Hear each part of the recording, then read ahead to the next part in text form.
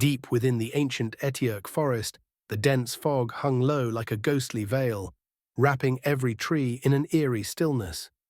Underneath the sprawling canopy of twisted branches, an old man with hair as white as freshly fallen snow knelt beside the lifeless body of a massive wolf. His gnarled hands trembled as he cradled a young boy, no older than 5, whose faint breathing was barely audible. "Stay with me, boy," the man muttered in a hoarse voice, his hands quickly wrapping blood-soaked cloth around the child's wounds. His piercing eyes, sharp despite his years, darted through the forest as if anticipating danger lurking in the shadows. Years passed, and the boy grew under the rigorous tutelage of his enigmatic mentor. Each dawn broke with the clash of wooden staffs beneath the towering ancient trees. "Your footing is weak, Markagon. Brace yourself," the old man barked, his voice cutting through the crisp morning air. Yet, behind his stern words, there was a glimmer of pride in his weathered face. By midday, the two would rest by the crystal-clear brook, their conversations drifting from martial arts to the histories of empires long gone. "Why do you know so much about the old kingdoms, master?" Markagon asked one day, his young eyes wide with curiosity. The old man's gaze grew distant, clouded with unspoken pain. "Because I once lived in that world," he replied softly, his words trailing into the whispering of the wind. One fateful night, as the campfire crackled and shadows danced across their humble clearing, Markagon awoke to see his master clutching a tarnished emblem, tears streaking down his lined face.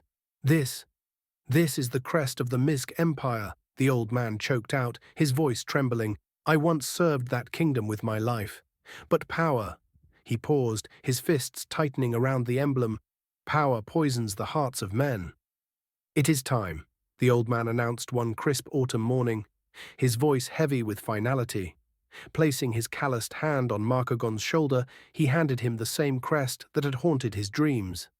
"You must leave this forest, my boy. Everything I have taught you will now serve your true purpose.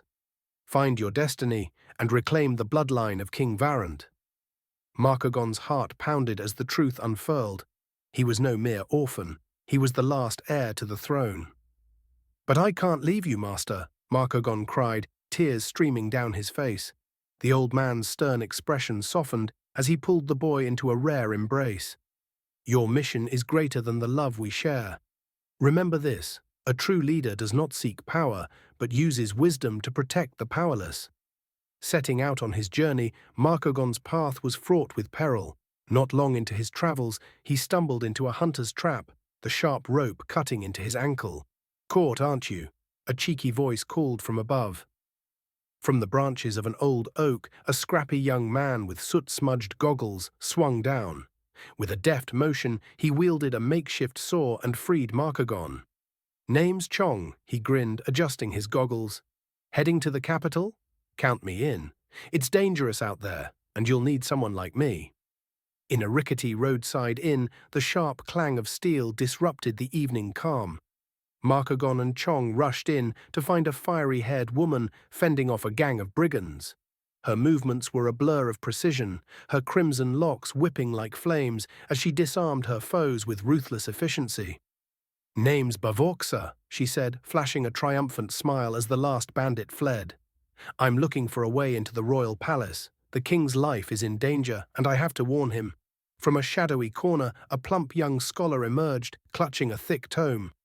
"The stars have already foretold it," he declared, pointing to the comet blazing across the night sky. "Every time the red comet appears, Misk faces turmoil. This time, the stakes are higher than ever." Pinderpork, the unlikely intellectual, had joined their cause. Together, the quartet deciphered a cryptic letter found on a rebel's body. "They plan to poison the king during the Blood Moon Festival," Markagon exclaimed, his fists clenching. Bavoksa's sword slashed through the air, embedding itself in a nearby pillar. "Then we'll crash their little party." The festival's vibrant colors were a stark contrast to the treachery brewing beneath the palace. Deep in the dungeons, Markagon found King Varant collapsed in a pool of blood. "Uncle," he cried, his voice echoing through the stone walls. Two traitorous guards lunged at him, but Markagon's training took over. With a swift motion, he unleashed the devastating tiger pounces on clouds technique, leaving them incapacitated. Above, chaos erupted.